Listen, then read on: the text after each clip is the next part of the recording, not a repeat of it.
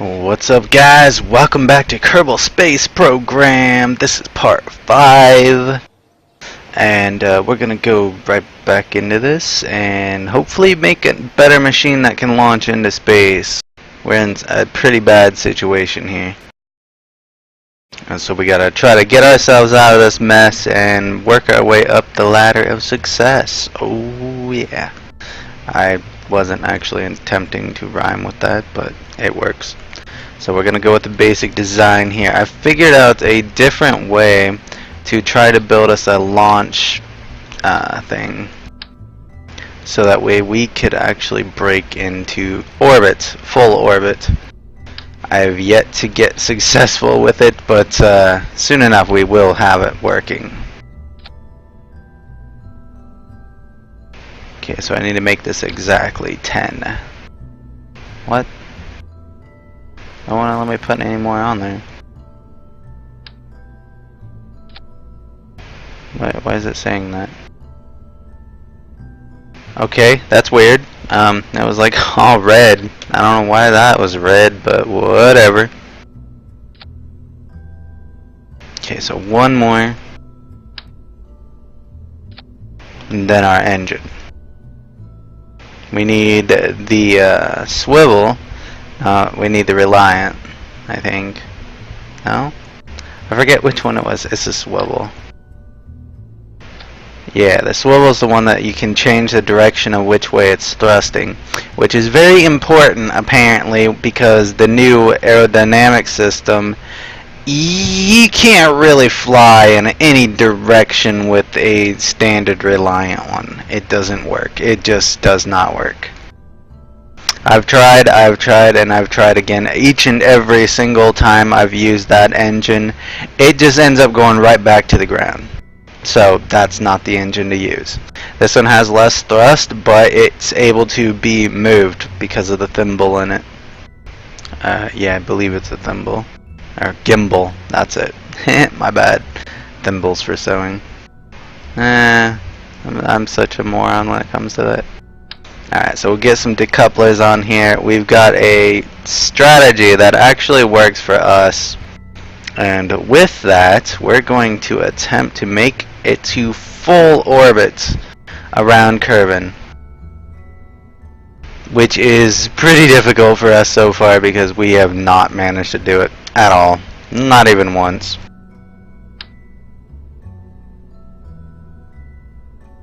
Let's get us some of these. These are important, guys. It's gonna cause us to spin like crazy, but it will keep us straight up all the way.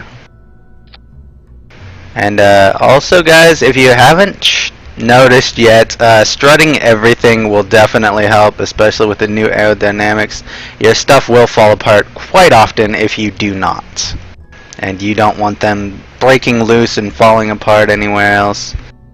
You want them to stay on track and keeping you steady. That's the important part of it. And then we put these ones a little bit lower. I don't know how other people build their launch systems, but this is kind of my version of a launch system. I like to do this because it keeps things steady. Even though you turn a lot, it's probably not the best one by far. But it works for me. It seems to work, so I like it. It's all good. But there's all type of other different strategies and such. Once I unlock the rockets, you'll start seeing different, better ways of doing it, because the rockets are like the actual version of things meant for that. I think we're a little too high up on this, so I gotta take this and bring it down some, just long enough to cover that bottom there. Yeah, okay, so that pushes that engine off the ground, which is important. Okay, it looks alright, right? Alright. Now I just need to attach some utility stuff on here just in case. We don't want to fall down, so it might be a little bit difficult to attach this parachute, but nope, there it is. Okay. It should only need one, that's fine. And then we'll throw some battery packs on there for the whole sheer purpose of it. I don't think we have any solar panels yet, so we cannot do much in the way of that. But we can attach a goo container, and we can attach a thermometer to measure the heat of the planets that we go by, as well as the air itself. And just because it's a space station, or the start to what I want to make a space station, I'm going to throw one of those transmitters on there. And so yeah, I think we're ready to attempt our launch.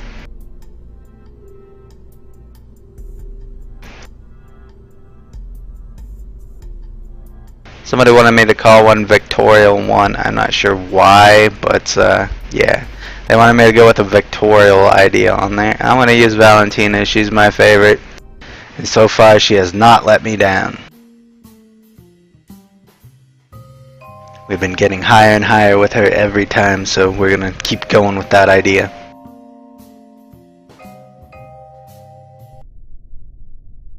Now, being as we're in career mode, starting out is a little bit more difficult than if you were in creative mode or the other, the science mode. That's it. Those modes, they start you off with better stuff. With this one, you're started with the bare basics, quite literally. And so we've got them set in designs. These ones are going to go off first. They should get us to about 10,000 kilometers, or 10,000 meters rather. And then we decouple, and then we fire up the next set, which should get us close to 25 to 30,000 meters. And then our last engine should push us up into space and out of the atmosphere. But we got to time it right in order to create an orbit, a successful orbit, and we're going to go ahead and launch here. It might take a little bit to pick up speed, but it should work overall. I'm going to zoom away a little bit so it ain't so loud. And as you can see, we're pretty steady. We're going straight up. It's going to start out really, really slow because it lags a bit because of how big it is. It will start rotating more than likely, but once it gets up there, it'll start picking up speed up to like 900 to 1,000 meters per second, which is crazy. As you can see, it's starting to really pick up speed now. As it picks up speed, we're going to start moving in a spiral. And I don't know, maybe not. Maybe it's got enough of them that it's keeping us completely straight, which is cool. Last time I used it with only 4, and I was spinning like crazy. Like rotating. Not really spinning and like going down and such, but I was going straight up but spinning in a circle. Where I hit 200 meters a second. Basically, once you pass 1,000 meters a second, you got to be careful on how fast you're going, because if you don't have a heat shield on the top of it, it's going to explode everything. Quite literally. You don't want that. New aerodynamics and heating system is very dangerous for that, and probably not the best way to do things, really. We're going to hit 300 meters a second, and then these engines are going to burn out. So it actually got us to about 500 or 5K. Let's decouple them. We're going to hold off on the next engines. As you can see, this system works quite well. It decouples them, they separate, it breaks the struts, and they fall straight down. It's very good. It's perfect for a way to get up there. We've hit 5K. Let's check our apoapsis. About 8K. So once we hit about 8K, that's when we're going to fire up the next engines. It's important for timing, because if you don't time it right, you're not going to get where you need to be to get into space. I have hit space with this setup before, and it has been a successful orbit, but I was out of fuel and I couldn't re-land, so it was pretty crazy like that. What's our missions? Okay, we got to test a Rocco brand decoupler. I don't have that in our orbits of Kerbin. That's the one we're going for. We're going to try to orbit Kerbin. As you can see, we got 3.6K solid fuel, and we're going to fire up our next engines. And that should get us straight up, really.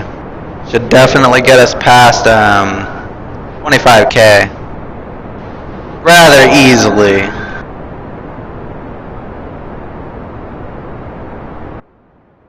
If we check our apoapsis, you can see it's picking up really quickly here. Yeah, see, 25K very easily with this setup.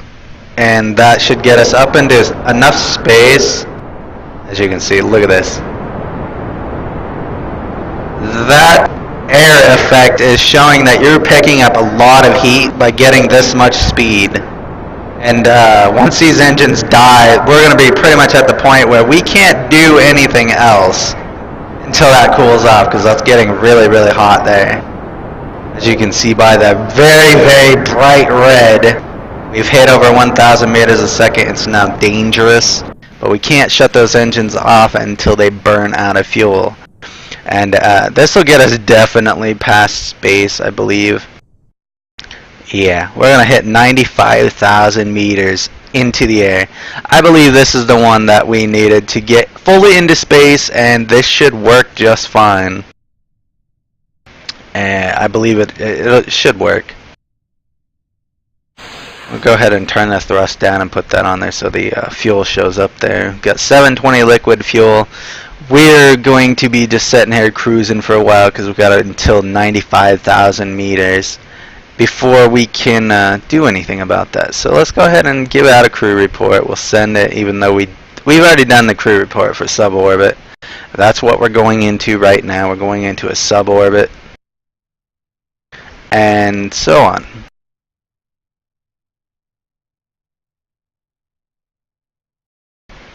We should be able to get into space rather easily with this setup. It's a really good setup for getting into space with little to no effort on your shuttle's parts. Like, usually those two launch sequences get you up there at a speed that's so high you're almost at the point of exploding. But you won't, because you don't pass 1,000 meters a second too much. So if you get like 1,200 or so, you're probably going to explode. That's not even cool. You don't want to do that. Save the Kerbals, guys. Save the Kerbals. We will protest and save all Kerbals. But aside from that, I think we're gonna hit up in space here. I can't really do too much about it. We'll speed it up a little bit. But once we get up to about 80,000, I guess, we want to try to make our apoapsis go in a circle. Or I don't know what I'm thinking. Prograde, that's it. We're going to prograde once we hit to about 80,000. And we're going to start prograding, which looks like we're going to have to turn to the right a little bit here. A yellow circle is the prograde marker. And we want to get our little yellow dot in the middle of our triangle thingy there, right in the center of that as best we can. And then we want to fire up our fuel, or our engine here. It's a little bit touchy. It's quite a bit touchy, really. This engine setup and the amount of size of this rocket. Oops. Hope we don't land into the atmosphere. That wouldn't be cool, because I accidentally deployed the parachute. As you can see, our rocket's actually going that way now. So we are forming in orbit slowly but surely. We gotta keep it lined up with this, and as we are using the engine, it's a bit easier to turn, so we can keep with the prograde rather quickly and easily. Let's go ahead and shut off our engine again until we get up to the apoapsis, because otherwise we're just wasting our fuel and we're going to wind up like right over here. We don't want that. We want to try to make a full orbit. And our speed has really died down from the initial 1K that we had going on there, but that's alright. let's just let's go ahead and EVA. Actually, I don't think we can. We can't EVA, can we? No, we cannot. We have not upgraded the facility needed to EVA, so we cannot EVA yet. But look at her, man. She is just enjoying this. She's having so much fun right there. And we are almost at the apoapsis again. Let's turn this over a little bit and get into the prograde again. There we go. We're a little bit above the center of Kerbin's orbit. Let's go ahead and fire up again. And then once this gets to about 140K, we'll click off the engine again and kind of coax our way to there. We're probably going to be low on fuel if we do manage a full orbit, but that's okay. We can always build a fuel station later and dock it. I don't think we can dock this one though, because there is no docking clamps, but at the same time we shouldn't really need them. We should be alright to create a full orbit around there and have just enough fuel to knock us back to the planet if we choose to. If we do not have enough fuel, then I guess Valentina's kind of stuck in the space, but that's okay. She'll be in the orbit, giving us full-time live review of Kerbin and all its greatness. And so yeah, just look at her. She's having a great time. So how's your guys' day been? Has it been pretty good? Cause yeah, hopefully this is entertaining for y'all. I try, but at the same time I try to keep things a bit serious here. It does take a lot of work to get into space in Kerbin, and with that we're hitting 150,000 meters here. Pretty close to that. And once we get to about 148, I'm gonna hit the engine again. Alright, coming up real close. Here we go. Let's see if we can make a full orbit around Kerbin. It's gotta be a very difficult challenge here, but we're starting to make the orbit rather quickly. And surprisingly, we're doing pretty good on fuel as well. Alright, so our apoapsis isn't too far. Let's kill the engine and wait it out till we're closer to 154. Because we don't want to run out of fuel. We're currently on a sub-orbit route, even though we're this far out. Sub-orbit is not an orbit. It's only partial orbit, of course. Alright, hit that engine again. We should be able to make it, but I'm not quite certain. We try to stay as close to the apoapsis as we can so that the prograde increases the amounts of height on the other side. And we are almost into a full orbit. Here we go. Ready? Here it comes. Full orbit, guys, right here. Full orbit. Kill the engine. We are now in a full orbit around Kerbin with the apoapsis 169K and the periapsis 113K meters. That is awesome. We have space orbits. And that should have finished our achievement, and that will give us 75,000 whatever currency that is. And 16 research, which is definitely needed at this point, or release our goo. We've already experienced the goo in space, so it's gonna do us no good. But once we can EVA, she can now EVA in space, which will be pretty important later on. But for now, she is stuck in space. She actually has enough fuel to get back to the planet if we chose to. But we're not going to. We're going to keep her in space until we can EVA.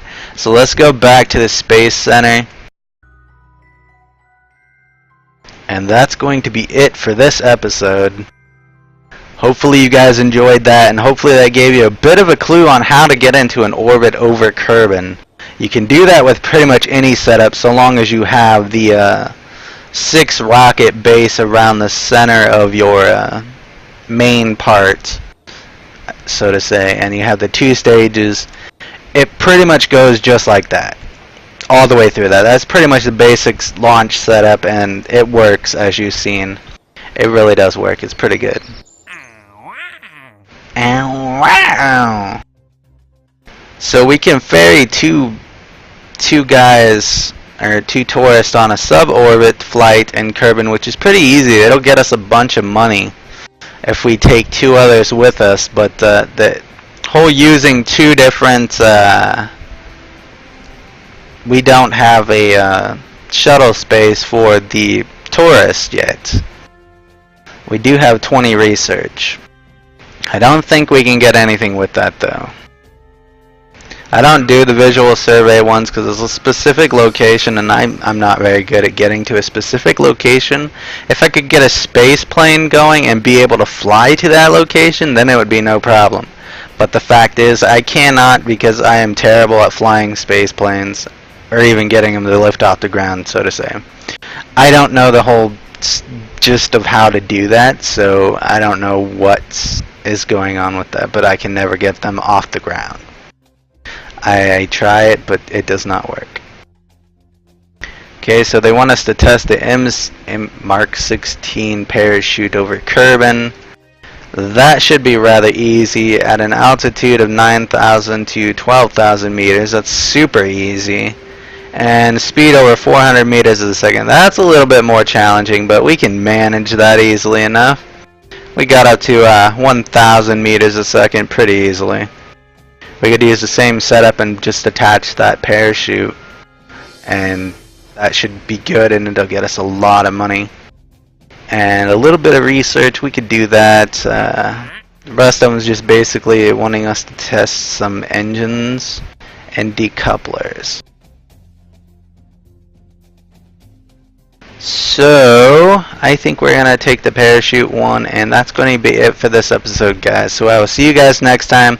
Hopefully you enjoyed. If you did, be sure to hit that like button. It helps us out a lot. Thanks for watching, guys, and I will see you next time with Kerbal Space Program. Okay, so I need to make this exactly 10. What?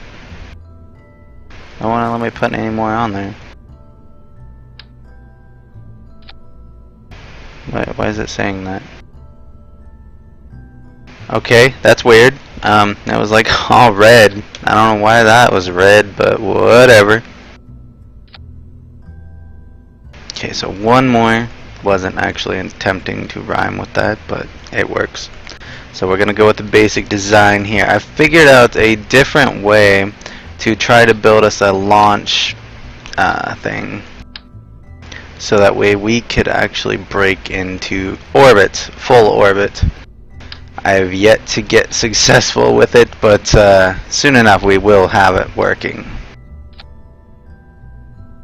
You can't really fly in any direction with a standard Reliant one. It doesn't work. It just does not work. I've tried, and I've tried again. Each and every single time I've used that engine, it just ends up going right back to the ground. So that's not the engine to use. This one has less thrust, but it's able to be moved because of the thimble. What's up, guys? Welcome back to Kerbal Space Program. This is part 5. And we're gonna go right back into this and hopefully make a better machine that can launch into space. We're in a pretty bad situation here, and so we gotta try to get ourselves out of this mess and work our way up the ladder of success. Oh yeah. And then our engine. We need the swivel. We need the Reliant, I think. No? I forget which one it was. It's a swivel. Yeah, the swivel is the one that you can change the direction of which way it's thrusting, which is very important apparently, because the new aerodynamic system